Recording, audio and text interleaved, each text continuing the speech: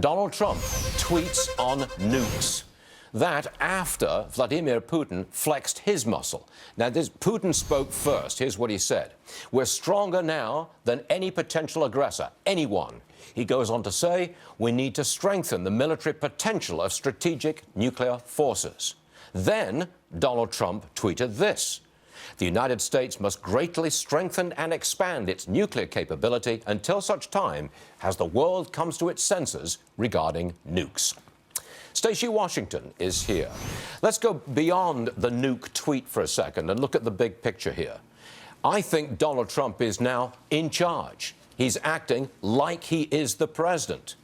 Mr. Obama is off in Hawaii playing golf. I mean, what are we to say about this? Donald Trump is in charge.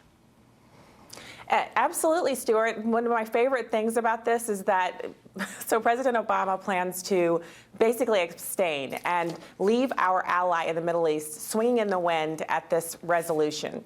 Instead, the resolution is put off because they understand that a lot of these things that President Obama is doing, these last-minute executive actions, they're going to be reversed. So he's already in the driver's seat, and he's not on vacation. He's not golfing. He's actually governing from before the inauguration. It's extraordinary, Stuart. But you're referring to a vote in the United Nations, and Mr. Trump intervened in that vote, and he got his way, essentially. The vote was postponed. Now, that's the president-elect. I'm not going to say interfering, but certainly intervening at the United Nations. Now, I want to ask you, Stacy, how do you feel about the president-elect? As you say, he's taking charge. How do you feel about him, I use the word strong-arming American corporations? The latest example is asking Boeing to be price competitive on a new fighter jet with Lockheed Martin. How do you feel about it? Should the president be doing that? Absolutely. Listen, I was watching this with interest because he's been heavily criticized, Donald Trump has, for using Twitter. And what he's done is he's negotiated, without even sitting down with these companies, an actual price war where they're going to underbid each other, which should be the practice for the federal government because the government is nonprofit. They don't make a profit. So they're going to negotiate the price of these jets. That means they're going to be more cost efficient, and we're going to get the best price as taxpayers. That extra savings can go to updating our troop levels and to things we really need to spend money on.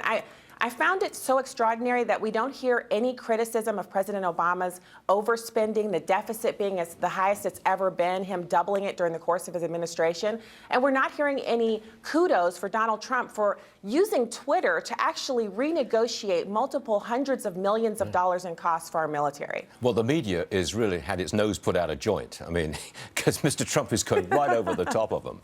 Okay, now, one last question. Did you see this coming? And we knew he was energetic, we knew he was a hands-on guy, but did you see this level of activity and take charge coming?